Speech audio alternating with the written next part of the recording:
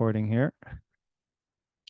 And just like practice, I always start things on time. So I know there's going to be some other people that are going to join, just like last week. Are going to be a little bit late, but that's okay. Yeah, we'll get started and kind of move from there. So welcome, new parents, parents that have been with us for a while. Welcome to the outdoor season meeting. I do these meetings twice every year, once when we go indoors and then once we go outdoors. Because of the way that I operate the academy, every single season there is new things. So I do these meetings and there's always updates and always new things that I'm excited to share.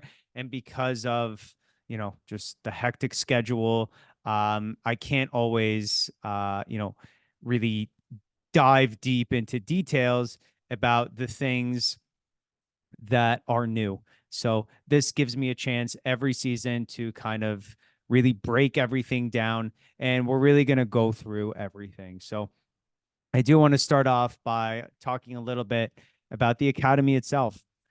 We are Gladiator Soccer Academy, not Gladiator Soccer Club. We are a for-profit organization. Clubs are non-for-profit. So what this means is that I own the business, whereas clubs have a board of directors. Usually they have many technical directors, and it's really just kind of like a ladder, like a corporate ladder type thing.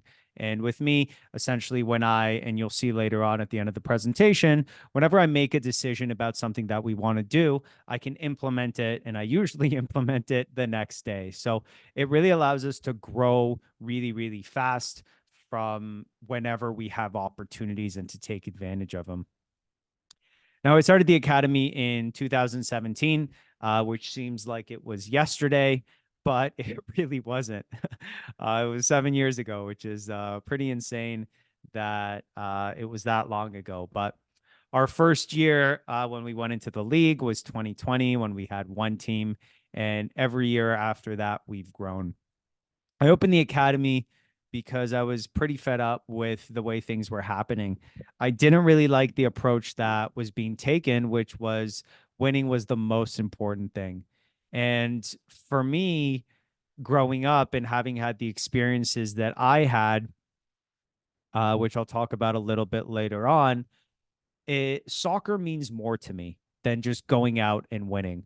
Some of the best memories that I have are from soccer, right? And a perfect example is this year I went to a conference, had nothing to do with soccer in California.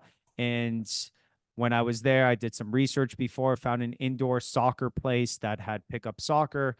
Went there the first night. I was there for a week. By the end of the night, I was playing with a team in the semifinals, right? So it's a way to make friends. It's a way to build relationships.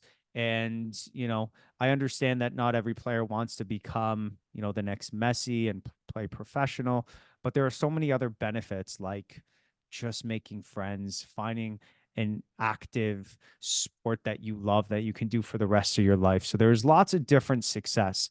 And for me, it has always been development first and then winning. So I'll talk a little bit about that later on, but really it's player centered versus team centered, which is really what a lot of organizations are doing. They're looking at the team as the most important thing and the record of the team. It's not what I'm looking at. I'm looking at your child. How is your child developing? Are they getting better?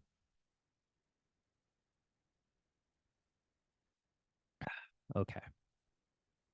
On that note, I always say that, if you listen to the podcast, which I'll talk a little bit about as well, soccer is really, it's just a game. And I understand that.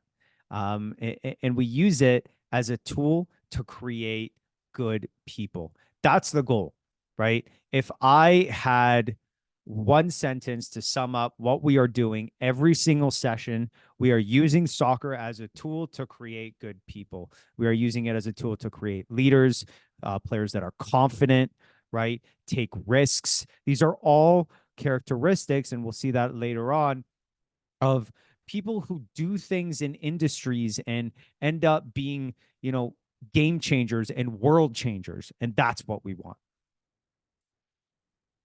before we dive deeper into everything else, I did want to start by talking about the outdoor season and really breaking everything down so that we understand. So, the Ontario soccer landscape is built just like the school board, essentially. There are different school boards, and each school board has their own district: the Toronto District School Board, the Catholic District School Board, the York Region School Board, all these different districts, and they're scattered throughout Ontario. Now, soccer is the same way. There's the North York Soccer Association, there's the Toronto, there's Scarborough, there's Markham. Sorry, there isn't Markham. There is the York region. There's all these different Durham region. There's all these different regions, and they come, and within that, there are clubs or academies. So we are part of the North York Soccer Association. Now, in the summer, the North York Soccer Association, the Toronto Soccer Association, and the Scarborough Soccer Association come together to create a mega league, and that is called the TOSL, the Toronto Soccer League. So it's not really TOSL Soccer League, it's just TOSL. And it's a huge league with everyone, and that's where we're going to be playing in the summer. In the winter, everyone breaks off into their own thing. That's why we were at the hangar, and we didn't end up playing teams in Toronto and Scarborough. But there is a very big chance, depending on the division we're in, that we will play teams in Toronto and Scarborough. Whoops. We do have 7 teams this year. We have a 2016 team, 2015. Yeah. Oh, we have a 2016 team, 2015 team, a 2014 team, 2013 team, 2012 team, and then a 2010, 2012, sorry, 2010, 2011 team. So 1, 2, 3, 4, 5, 6, and 7. We have 2 2014 teams, a tier 1 and a tier 2. Now, as you've seen in the professional game, it's 11v11. So the only team that's playing 11v11 is the 2010, 2011. 2012s are playing 9v9. That's 9 players on the field. 2013s and 14s playing 7v7. 2015s and 2016s are playing 5 against 5. Now, every single team up to the 2010, 2011 will be playing Saturdays. Okay, so all the teams here are playing on Saturdays. 2010, 2011, when we are playing away, games are going to be Thursday nights. So that's not every week, and I'll get to the schedule a little bit later on. But as for when, Saturdays. The time, I don't know. The time depends on when the field is available. So what I mean by that is our home field is Skymark. So I will go to the Toronto. I will go to Toronto and I will ask for the permit for the field, and they will say, Segev, here are the times that are available. And I will say, okay, I will take those times. And then I take those times and then I give them to the league and I say, here's what we have. Right. So if I have Skymark and then another club wants Skymark, they're not going to have the same times as me. So we have to wait to see what times every single club has at the field. Right. And it's not that all clubs are part of TOSL. Some clubs practice on Saturdays. We don't do that. Right. So it's essentially a big scheduling conflict. So they have to figure it out. So if we're playing, I don't know, a North York team and they have mornings, we play mornings. If we have evenings, I have evenings. Most of the games, though, are in the morning traditionally, like till 12 o'clock. And yeah. 2016s, 2017s are part of what's called a festival. A festival is essentially when you play 2 games in one day. So their games will be on Saturdays, and then we'll play 2 games in that day. I know I'm moving fast. I'm going to try and slow down. Any questions so far? Okay, perfect. Now, let's talk about playing time. If you've been with us in the winter, what you've probably seen is teams that have a bench of like 15 players. And that is not how we do things. Again, development over winning. I want your child to play. So if your child was selected for the team, that means they are good enough to play, which means that they're going to be playing at least half the game. They might be subbing every rotation. That's every 5 minutes. So they for sure get half. or they might be playing more than that. So because of this, I like to not have a lot of players. So what happens is we'll play down. So we will not have enough players. But I am okay with not having enough players. I would rather not have enough players and have your child play the whole game than have more than enough players. Because here's what happens, right? You start the season off, which we do every season with, let's say we're playing 7v7. We'll start off with 13 players, sorry, 12 players, right? Which means we usually have 5 subs. Probably I'll actually go down to 11 players. So we'll have 4 subs. There's a month where it's maybe Ramadan. A player is sick. So right off the bat, 3 players are away, right? And then the night before, a player at school gets injured, that's 4 players. And now suddenly we're short because the player is also running into traffic. So that's 5 players, right? So that will happen. Things like that will happen, especially when we go into outdoors and people will go away for a month. But the other situations that will happen is everyone's going to make the game. And if everyone makes the game and there's 5 subs on the bench, then that affects your child's playing time. And I don't want that. So I would rather play with less players. So in situations where it does happen, where we are short, we're short. And you know what? That's not a big deal. Players are playing against tough opponents. So the game's going to be tough once in a while, even tougher. And we have to adjust. And that's just the way we do things, right? So again, not winning, development. The next thing, coaching rotations. Outdoor is very different than indoor. Indoor, we are in the hangar, so all the coaches are in one place, and we can move around, and it's very simple. Outdoor is not like that. There's a lot of more schedule conflicts. Games are at the same time. One game could be in Scarborough, one game could be in Toronto, one game could be in North York. So because of that, there's going to be a lot of different coaches coaching in different places. And the way that I usually do things is that the coach who lives the closest to the game will take that game, right? So one week you could have Elia, one week you could have me, one week you could have Diva, one week you could have Jada. Doesn't matter. But at the end of the day, that is why I structure our practices the way that I do. I am the only one, and I can say this very confidently, that has all their coaches practicing with all the players. So all the players throughout the whole academy know all the coaches. So it doesn't matter who shows up. Everyone understands the philosophy. Everyone knows each other's name. So it provides us with that type of environment that allows us to be very flexible, right? So if, a coach is sick, someone can easily come in and it's not a big deal, right? When other clubs, they have a coach and that's it, or a coach and an assistant coach. What happens if those 2 are sick? Random coach comes in, no idea the name of the players, no idea anything because there's no relationship there. So a very different type of philosophy. Okay. Next thing is league payment. If you haven't done so, please bring an envelope with your child's name on it. Cost is $160 for the season. Season will go first game May 25th to the end of September. Let me see here. Okay, here we go. Now, this is going to be the first link that I send in the chat. I will send another email with the chat as well. This is a really important page. And sorry, I think my computer is lagging. That was the feedback I got from the players in the Zoom meeting. So apologies for that. So this right here is where you're going to find the schedule. You're going to go into My Team. You're going to go to Select Team. You're going to click here, and then you're going to write GLA. Okay, so if I was like all the way up here, I'd write GLA, and it would take me to Gladiator. I would scroll down, and I would find from U10 to U12. That's it. Okay. U9s, U8s are festivals, so they are scheduled the week before. So I will only know the schedule for the festival the week before.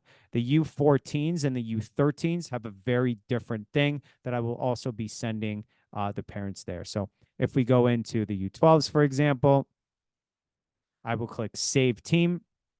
Then I will go into My Team again, Team Schedule, and then the schedule will be here. Okay. So this is who we are playing against. Ooh, interesting. Very interesting. Okay. Sorry, I haven't seen the schedule yet. But it looks like here all the games are they look like 6:30 p.m. Right? So that's just kind of what's happened. Now I don't think this will actually be 6:30 because some of these are home games and we are not like that's not how it is because I'm scheduling it early. So I just don't think it's out yet. So I wouldn't put too much stock into that. But speaking of schedule, here is the schedule. Okay. So I just want to talk about how I've done this. These are, whoops. Uh-oh. These are the weekends that we are playing: May 25th, June 1st, June 8th, June 15th, July 6th, July 13th, July 20th. All these are the weekends that we are playing. Okay. In here, there is the schedule. So on May 25th, the U9s, the U10 Tier 2, and the U11s are playing. Okay. Here, same thing. Here, same thing. Here, same thing. So on and so forth. The only thing that you will see is the U9s, this yellow thing. And that means that the U9s will join the U10s Tier 2 when they're playing. Okay. So the U9s, because they're playing 5v5 and in indoor we played 7v7, I want them to still be able to play 7v7. So they'll join the U10s in that. Okay. This right here is the schedule for our home field for the U14. So our first game here is against Wexford. We have a cup game. It's not at 6 p.m. It's going to be early. I think it's 9 or 9:30 that I scheduled it. But again, I will send that out to you. But May 25th will be our first game. The next thing is the WhatsApp chat. So please join whatever age group you are in. Okay. So you have that.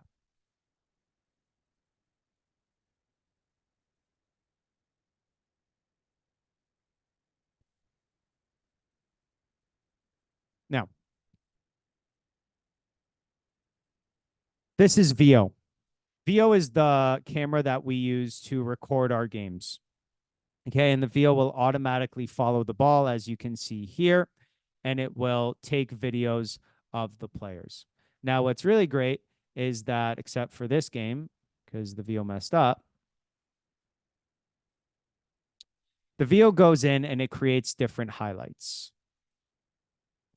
So if I go here, for example, on a goal that Rayan scored, okay, it'll automatically find goals and different highlights here.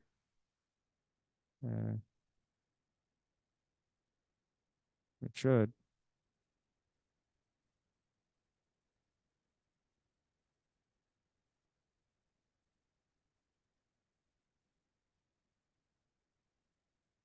Yeah, I don't know why I did that, but okay. Let's try this one. I think someone went in and did that anyway. Okay, so here, this is a goal here coming up. So it automatically finds the goal.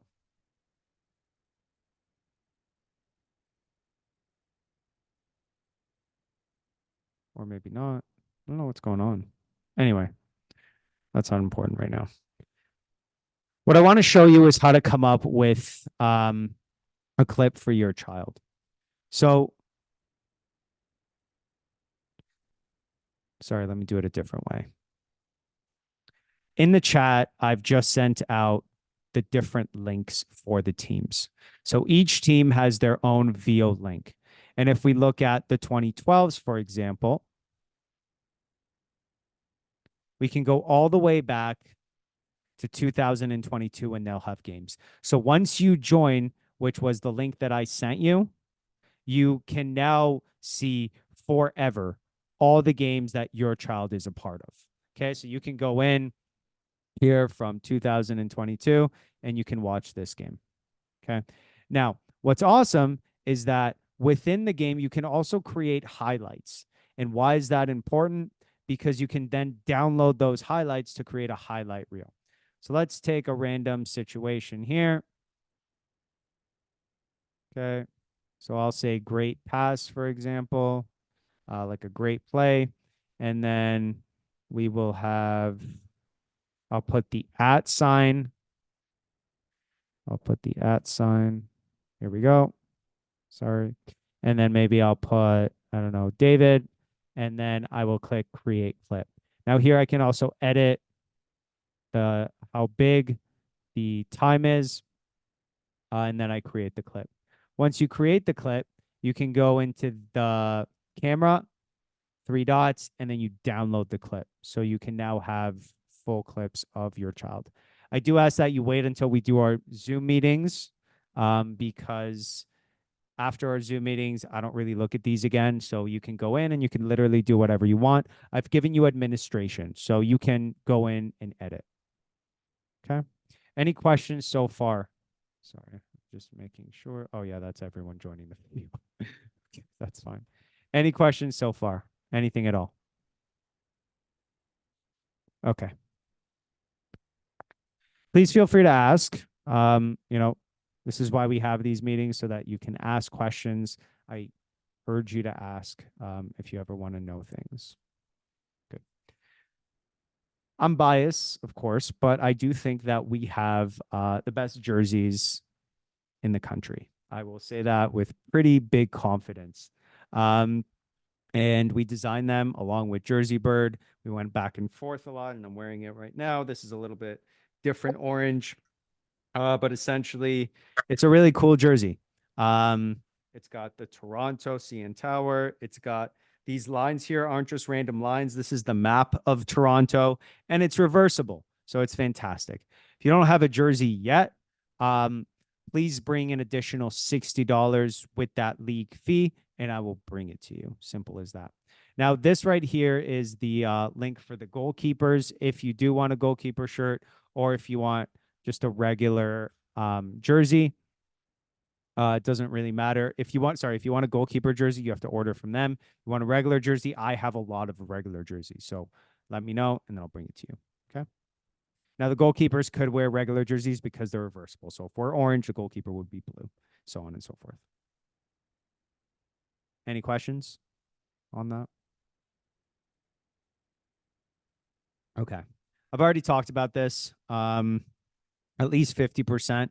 Having said that, there are players that are going to get more, right? There are players that have been with us for a very long time. They are the epitome of who we are, and we use them to play our style of play. And what I am very, very proud of is that if we look at our team, before I would be able to just kind of say things, we're trying to be a possession-based team and all that. But now we actually have proof. So if I go in here and I look at the team's analytics, right? This is the 2015s, the youngest team that we have, 54 possession, right? So we can really see that we are playing the way that we want. And we can use this data to show that, right? So this is our 2014, 59% possession. This is the average of the last 10 games.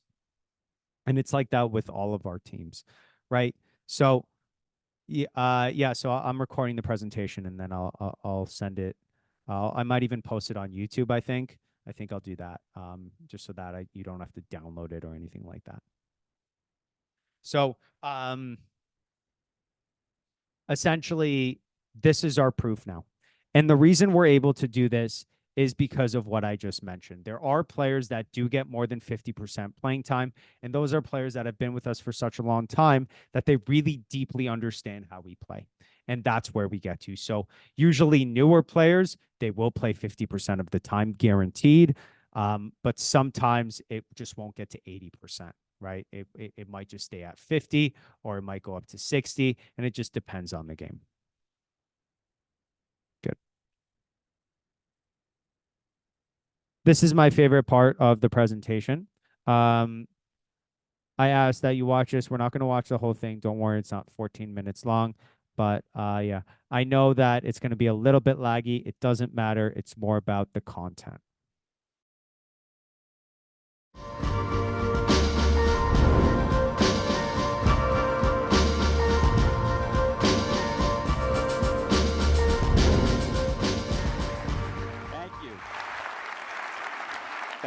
Thank you. Every year in the United States, about 40 million children play youth sports. Yet 70% of those kids drop out and quit by the time they're 13 years old. 3 out of 4 children are done with sports before high school. Now, as a person who's been involved in athletics his whole life, as a college and a professional soccer player, and a coach for the last 20 years, I wanted to know, why was this happening? Why do so many kids quit something that has made such a positive impact on my life? And then about 3 years ago, I realized the answer to that question standing on the sideline of my 5-year-old daughter Maggie's soccer game. Now, if you've ever seen 5-year-old soccer, it's amazing. There's this giant scrum of players, and it moves up and down the field, and there's lots of giggling and laughing. Sometimes a player breaks out and scores in the right goal. Sometimes she kicks it in the wrong goal. Twice the chance of success. But it doesn't matter, right? She's happy, parents are positive, everyone's supportive, coaches are positive, there's no referee to yell at. This is what sports is supposed to be. Well, on this particular day, there was a 10-year-old boys game right next door. And it should be just the same, right? But it was completely different. It was a competitive 10-year-old boys game. And I say competitive in quotes because it wasn't the kids who were competing harder, it was the adults. A kid makes a bad pass, the ball gets stolen and the other team scores. And then all hell breaks loose. The coach jumps off his bench, he screams at the kid and he yanks him out of the game. Next, his dad is on the other sideline screaming at him. His friend's parents, they're screaming at him. And as I'm watching this, I'm saying to myself, wow, this is exactly why children drop out of sports. Because sports is supposed to be about children playing and children having fun and learning. And none of that is happening here. Now, I want to just invite you for a moment to get into the mindset of a 10-year-old boy or any young athlete today, because it's very, very different than when I was growing up. You go to a game, and you're just going to play a game, but yet so many of the adults, they're acting like it's the World Series. They're acting like it's the NBA Finals, and you're just there to play a game. There's coaches and parents screaming at you from the sidelines. Sometimes they're screaming at you, sometimes they're screaming at the referee, sometimes they're screaming at each other. Now you get in the car after the game, and you just want to relax and emotionally unwind, and yet this is the time when so many parents choose to deconstruct your game and criticize and critique your performance. Now you sit around your kitchen table, and you hear your parents talking about the time and the financial commitment that it takes to play youth sports. Maybe you'll get a scholarship down the line to help pay for all this. And that just adds pressure and stress. And then finally, at the end of the year, the end of the season, when you're ready to move on to another sport, what happens? Your coach sits you down and says, you can't do that. You're not moving on. Because if you're going to stay on this team, you need to play year-round. And if you don't, I'm going to give your spot away. This is what so many children feel these days, this type of pressure. And that's why 7 out of 10 of them quit youth sports. 7 out of 10 are done. Now, I call this the great giant race to nowhere in youth sports. And it's a race because so many kids and so many parents were in such a hurry to do more at younger and younger ages.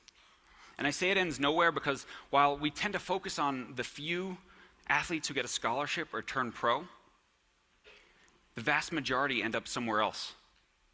They end up hating sports. They end up with damaged relationships with their parents. And for some kids, they end up with physical and emotional scars that last a lifetime. We have to end this great race to nowhere. We have to change the game in youth sports. We have to give it back to our kids. And today I want to tell you how we can do that. Now, some people say to me, oh, John, are you the anti-competitive guy? Trophies for everyone, no keeping score, no standings. Not at all. That is not me. I don't believe in participation awards. I don't think every kid who shows up should get a trophy just for doing the bare minimum. And as far as being competitive, I spent the last 20 years coaching elite youth soccer players. I spent 4 of those years as a Division I college men's soccer coach. So I know a little something about competitive athletes. And what I saw on that 10-year-old boys game, and what I see in so many sports all around the country, that is not it. These kids aren't becoming more competitive. They're not becoming better. They're becoming bitter. And they're dropping out of sports, 7 out of 10 of them. Now, what we've come to accept is this new environment in youth sports would never be acceptable anywhere else in life. We'd never accept it in our workplace. We'd never tolerate if our teachers treated our kids like this. And we would certainly never tolerate it if our children treated us in our events like we treat them. Can you imagine what that would feel like in your golf game or your tennis match if our children treated us? Well, our friends at Hockey Canada, they've imagined such a thing. Check it out. Here's how I get automated meeting notes and action items for every meeting I attend. It's called Otter AI, and it's super easy to use. Whether you're in a video meeting or in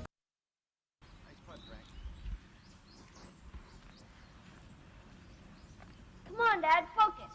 Widen your stance a little. Don't slouch.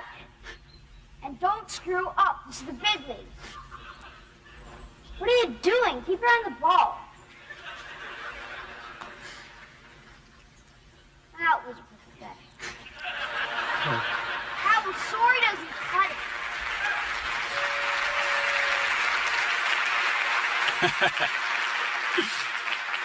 Does anyone need that kind of help in their golf game? No. Awesome. So if we're going to change youth sports in this country, the first thing we have to remember is why children play. Now, Michigan State University did a huge study on this, about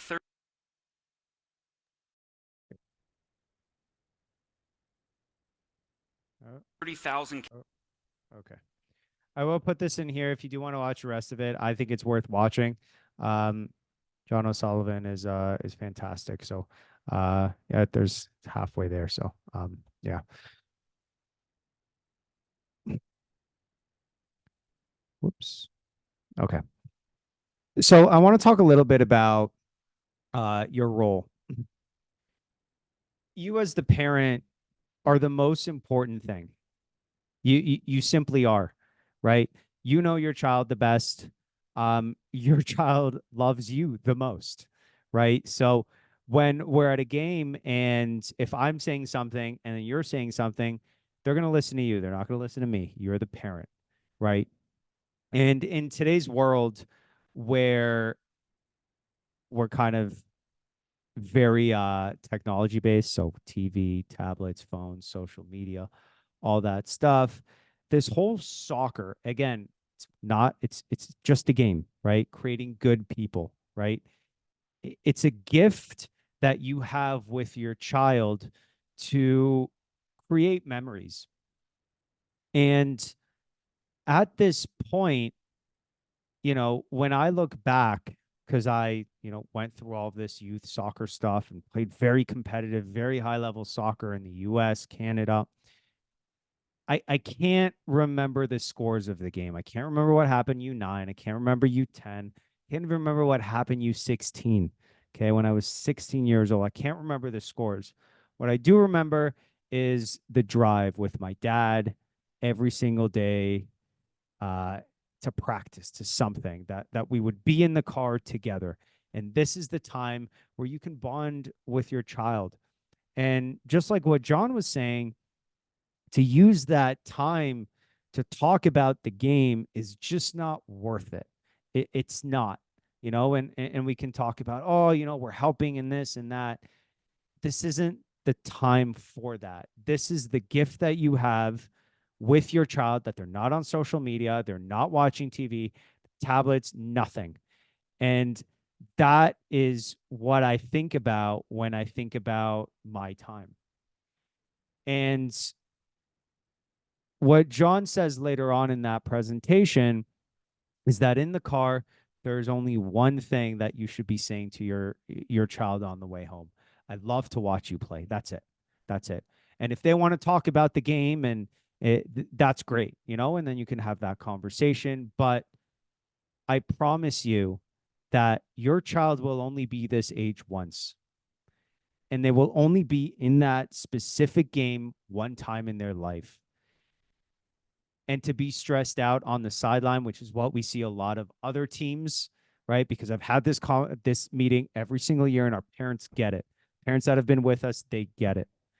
And you see the stress, and you see the stress and the yelling and all that in the other parents, and you don't see that with us. And this is why, because we have this meeting and we talk about it this way. So, what is it that you should be doing in the game? Like I said, you are the most important part of this. My job is to coach, and your job is to cheer. So, what is the difference? Cheering is when you praise something that has already happened. Okay. So, great shot. Okay. So, someone did something. Fala pra ele acessar. Oh, Fala pra ele vir aqui. Fala pra sorry. ele pegar o fone. 1 second. I'll mute. So, your child does something, or any player on our team does something, whether it's great, whether it's a mistake, whatever that is, you praise that, whatever it is. That's what we're looking for. And I want you to be loud. I want you to be loud and cheering. What we don't want is coaching, which is essentially saying something that hasn't happened yet. So one of the most biggest things that we hear is shoot, right? You hear this from the other side. Oh, shoot the ball, pass the ball, right? These are things that haven't happened yet. And the way that I want you to think about it is that you would never do this to your child while they're taking an exam at school, right? Imagine they're taking a math test and you're behind them, and before they're about to write down the answer, you're giving them the answer. So the child never learns. The child never makes their own decisions, and that just never happens. And what you see with us coaches is that we don't coach the player on the ball. I will never, ever, ever, none of the coaches will ever, ever, ever tell the player with the ball what to do. We let them make their own decision. The only thing that we will say is reset.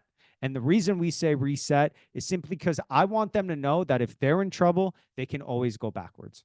But if you listen to the games in the VO, even if I'll yell reset, the player will see a pass, they'll make a pass forward, or they'll do a Maradona. Right away, I'll encourage that. I'll cheer that moment, right? Fantastic Maradona, great decision, right? Right away. So we put things in their mind, but we don't say, I will never say, you must reset. I will never say that. We put those things in their mind, but reset is the only word that we say. We'll never tell a player to shoot. I will never tell a player to do anything. Okay. Now, the way that I'll talk about my podcast a little bit later on, but it's a really great way to kind of sum this up. I end the podcast the same way every single week, and I do the show every week. And it's enjoy the journey, enjoy the moments, but most importantly, enjoy the game. You will only have one of those. You will always only have one youth journey. You will only have one moment at that game, and you will only have that specific game. That will never happen again. And I do this on my podcast. And in the podcast, I usually talk about the game that happened. So this is kind of for the weekend. Just enjoy the journey that the academy is on. Enjoy the moments of the specific game, and most importantly, enjoy the games of the weekend, because they'll never happen again.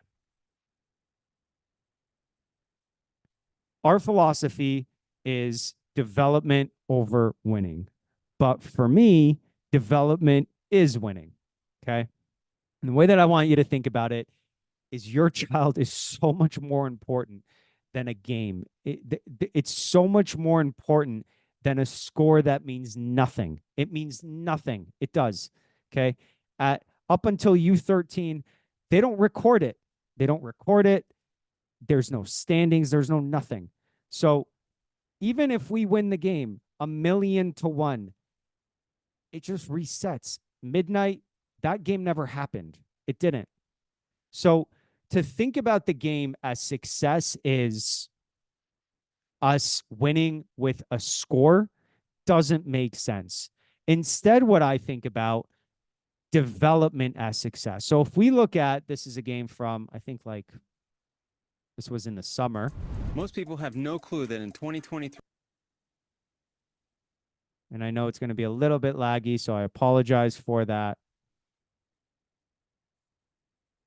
Okay. All right, here we go. Okay, I'm going to restart it. right? So this for me is development. This for me is winning. This for me is success. Okay. CN doing a move here. That's winning for me.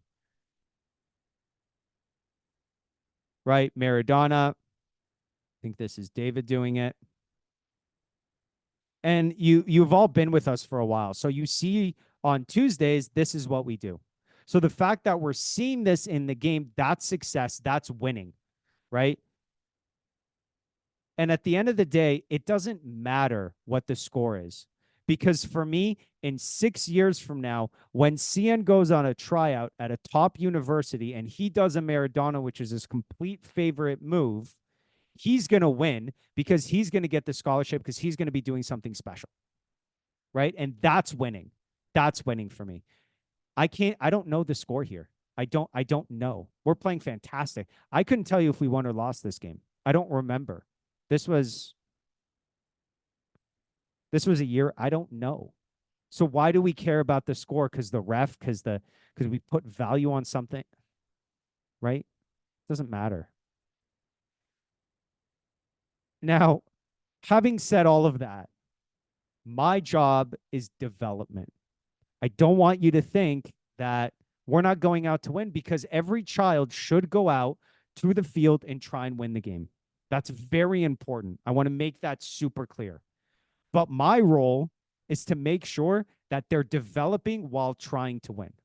So if we look at those situations that the players were in, I think this game was a game where I forced them to do a move before they did anything else. So there were probably lots of moments where we lost the ball, right? And theoretically, if we lose the ball in the back, we're going to get scored on, right? So the child is receiving the ball. They're trying to make the decisions that will win the game, but I'm putting in development as a way to help them, right? So our players are very competitive. And again, that's we cultivate that on our Tuesday meetings. Our Tuesday sessions where we focus on 1v1, and it gets very competitive. So our players are very competitive. They want to go out and they want to win. And that's great. But my role, development first. And your role, cheering, right? Yeah, and I've already talked about that. Good. Let's talk about the game. Please arrive 30 minutes early.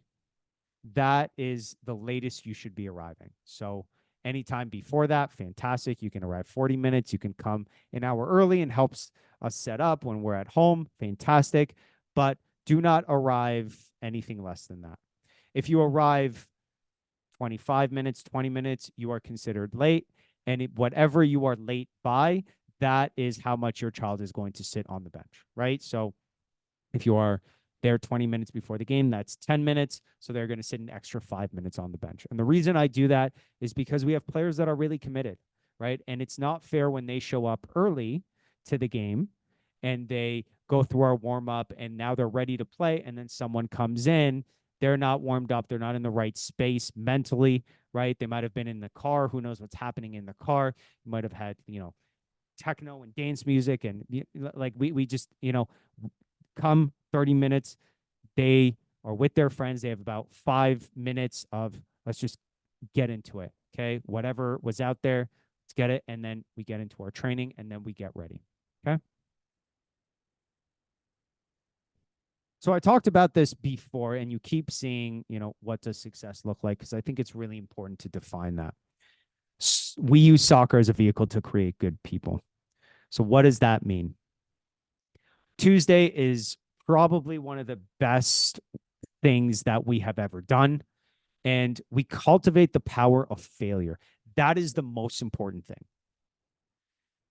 Your child throughout their life will fail a lot. And that's part of life. I have failed so many times, but it's the ability to learn from those failures and move on that make you successful. And every single Tuesday session, when we are playing 1v1 and your child gets scored on, gets beat, they are forced to be put in a life situation where they have just failed at something. And it is an opportunity, and we have that hundreds of times on that Tuesday session, where they have to shake it off. Let's keep going. Shake it off. And that builds resilience, problem-solving skills. It encourages them to take risks. Take risks. I wouldn't be here right now if I didn't take the risk to start the academy, right? Because if they're getting beat and beat, they have to do something different. Growth mindset, humility when they win, right? When they lose, they see what that's like, so that when they win, they don't want to be the same. They don't want to treat their teammates bad, right? Nice try. It's okay, right? Innovation, persistence, right?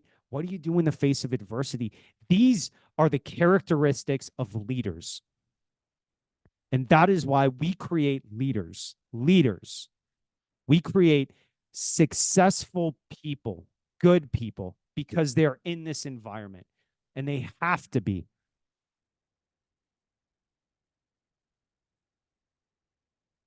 Good. So we'll talk a little bit about kind of what we do. We do our 1v1s, and at this point, you should really, you would have seen it. And sorry, I just want to make this point here.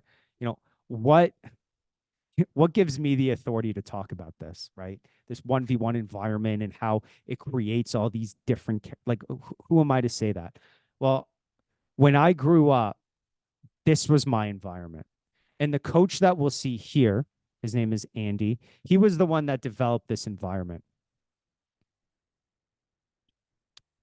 And as a child, I participated in that. And all these skills that are there are what came out of this. So I just want you to listen to them. Here. This won't be long. So for 40 years, I taught all sorts of fast footwork and a whole variety of moves, probably 30, 40, more than that.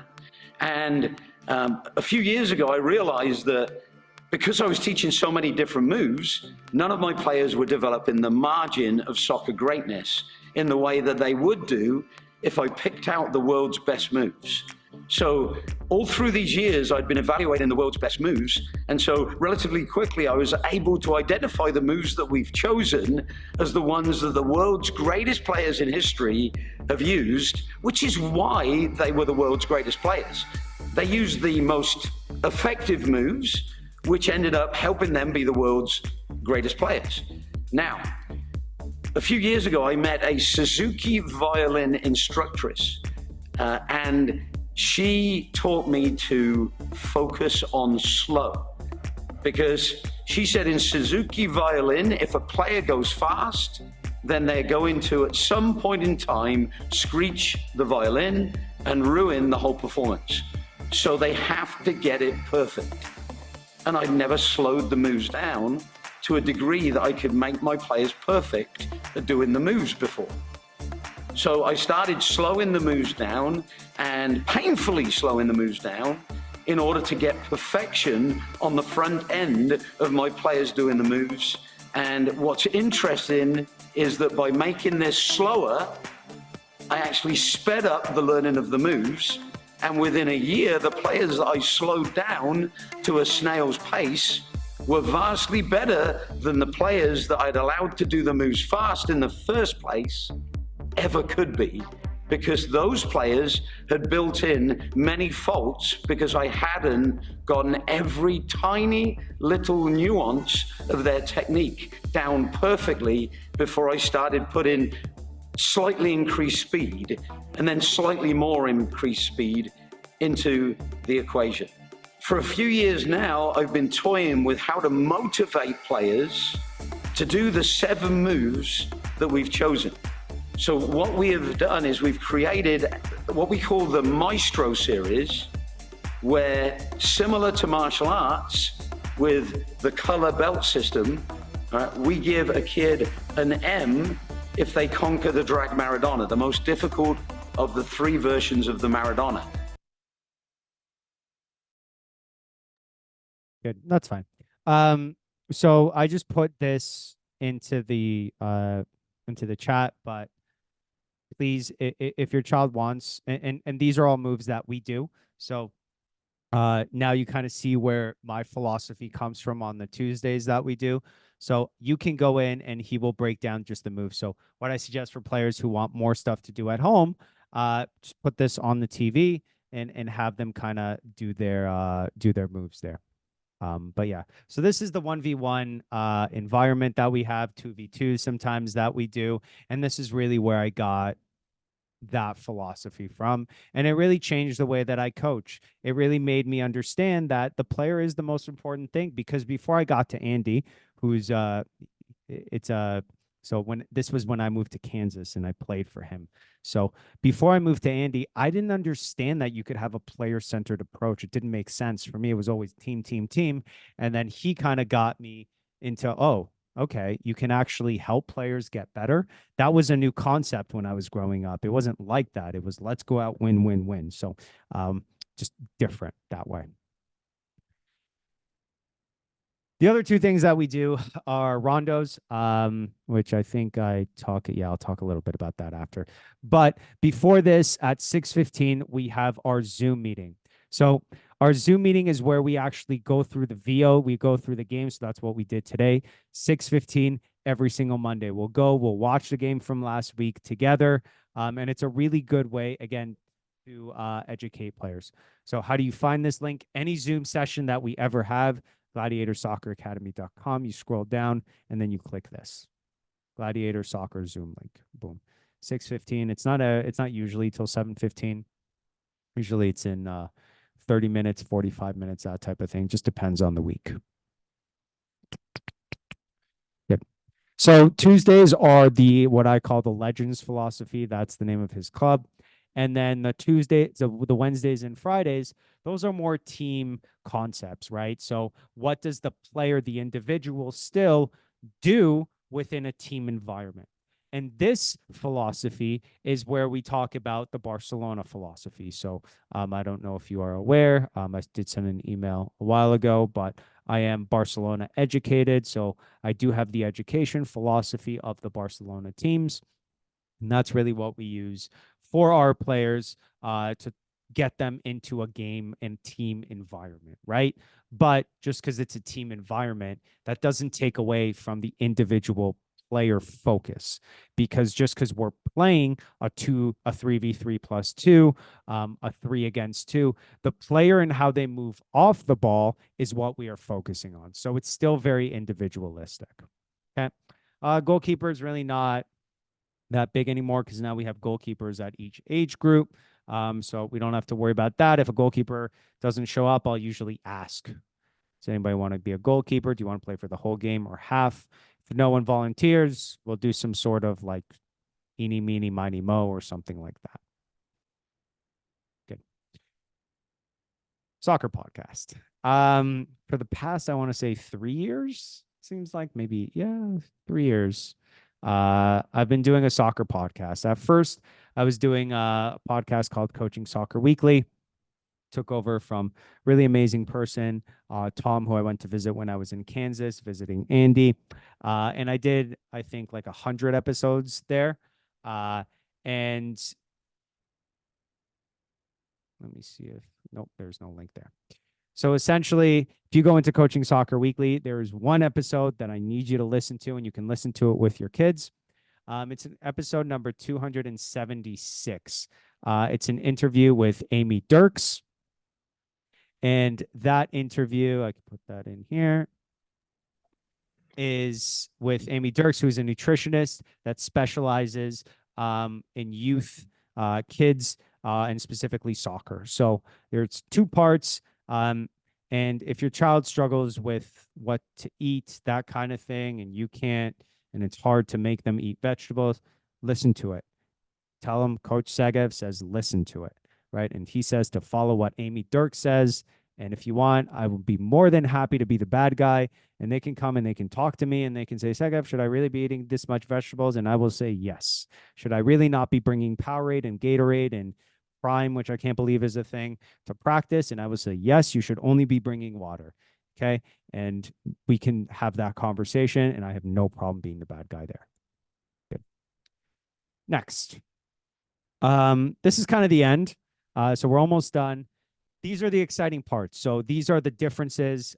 Every year we have new partnerships. This is an existing one from the beginning of the year, but it's still really great. So King Heights Academy is a private school, and it is really for players that are looking to just be elite, the highest possible level. Every day, our coaches go and they train the King Heights Academy players for an hour with soccer. So they have an hour of soccer every single day, and it's usually Elia that goes. So if you are looking for elite level training and you really want that high level, during the day, every single day, plus Gladiator, which we actually have one of our players doing this. This is a great way to do that. Okay, so you just go to King Heights Academy. If you want more information, you can also talk to me as well. I did not do this. Perfect. The next one is Player Maker. Okay, Player Maker is a really good tool. And essentially what it is, it's a sensor, right? So we have our sensor as the VO here, and the VO, what's great about it, like I mentioned, is that it comes up with all these different analytic stuff. But sometimes it's not you want something specifically for your child that does this kind of thing. And that's what this does. It essentially, you put this on the player's shoes, and then it creates these different metrics. So kicking power, ball possession, time on the ball touches, all these amazing different things, top speed, off acceleration, speed, all these amazing things that you can have for your child. And what's great is that when players get it, we put it into the Gladiator, and then not only will we have the VOs, but we'll have individual stuff that we can look at. I did just want to show one thing. Sorry, I forgot about this. That's my fault. I just want to show you here. Okay. So in here, if you go into lineup, right, and you put in the lineup. So let's say, I don't know, we were playing 5-a-side, so we're playing a 2-1-1. Okay. I will take, so who's 22 here? That's Yusef. So I can click a specific position. I can put in 22. Center back. Whoops, 22. And then I can add the player. And then it's actually going to follow Yusef for the whole game. Okay. Just if that's something that you want to do for your child, you can. I will not be doing it for every player. But yeah. Anyway, so back to Player Maker. I will put this in here. This is the exact website, exact code, everything that you need. And here I think you get some a percentage off because we have a partnership with them. So yeah, I think so. Yeah, so this is the code. Maybe it's expired. I don't know. Weird. Anyway, if you are interested and it's not working, let me know. All right. So the last thing that I'm really excited about is we're really starting to get into the world of FIFA agents. So what is a FIFA agent? A FIFA agent is someone who is licensed to essentially talk to the professional teams and get players to come in and do tryouts with them. So there will eventually be scouts that are coming to our practices. But the reason the VO is so important is, let's say a scout goes, oh, I'm interested in your child. The next steps would be for you to send him or me a compilation VO video, right, of their highlights that he can now send to the professional coach, right? So that's kind of why that's so important. So what I say is, maybe even your child can do this. They can go on the VO themselves and create highlights for themselves, right? Download it, put it in a separate folder, or if you want to do it, you can do that as well. Of things like great passes, great 1v1 moves, great goals, great saves if you're a goalkeeper, great, tackles if you're a defender, those types of things. So you can do that every game, every other game, that type of thing. But essentially you can have a database of all this stuff. And if, this situation ever gets to a point where, your child is picked, or you want to eventually work with these types of agents when your child wants to go to university, right? This is stuff that they do as well. So they're not only professional soccer, they're also university as well. So yeah, that's something exciting that's happening. Yeah, and that's it. That's all. Any questions? Any questions at all? Don't be shy. Please ask, because someone else probably has the same question. I went pretty fast. but I did in an hour. So Hey, yeah, I have a quick question, and it's very much a function of us being new. Max is wondering, and especially because I think you might be doing this already on Wednesdays, but obviously with the 1v1 stuff on Tuesdays, it's hard to distinguish who's on what team, and like so he really doesn't yet have a sense of team at all. yep.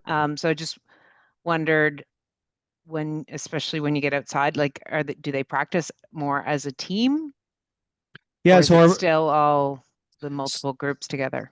yeah, so the way it works for me, that I've kind of put that player-centered approach, is he'll get a team sense when we start to play games, right? So all of the players, uh most of the players have already played, and we just finished the indoor season, so they know who's kind of on the team. So as soon as we kind of get into the end of May, Max will know that when he sees those players in the session, he'll kind of gravitate towards them. But the way that we've structured our sessions is, again, player centered versus team centered. So what we do is we'll put players with players, I always say, of their likeness. So as you've seen in the training sessions, we won't just play, like, let's say we've got 30 kids at the session. The 30 kids won't play with each other, right? We'll break them off into different groups. And usually those groups are players of the same likeness, and usually players of the same likeness are on the team, right? So I don't like to use the word, good players, bad players, because I don't believe in that. And the reason I don't believe in that is because I believe we can teach players, right? So it's just players at a specific level. So usually, so Max, for example, who's on the 2014 team, he in the training sessions has been playing with 2014 players that are on his team, right?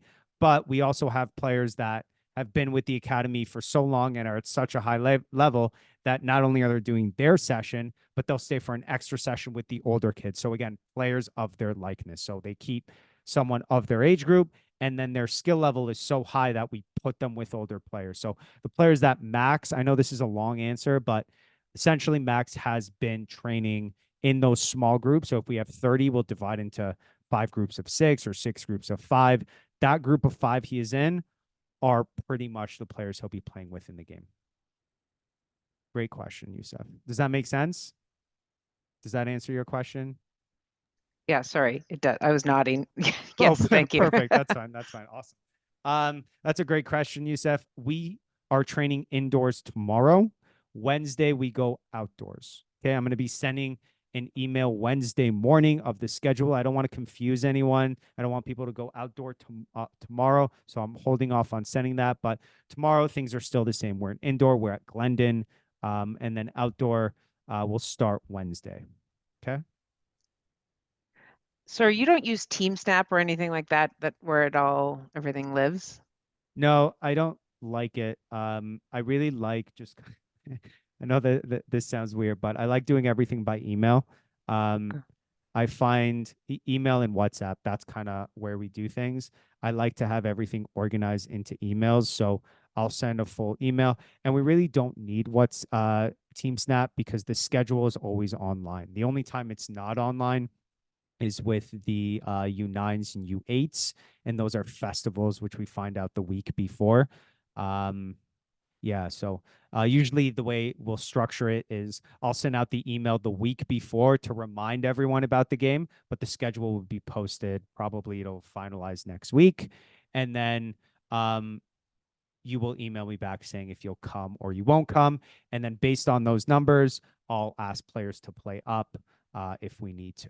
So it's all email or WhatsApp, essentially. Yeah.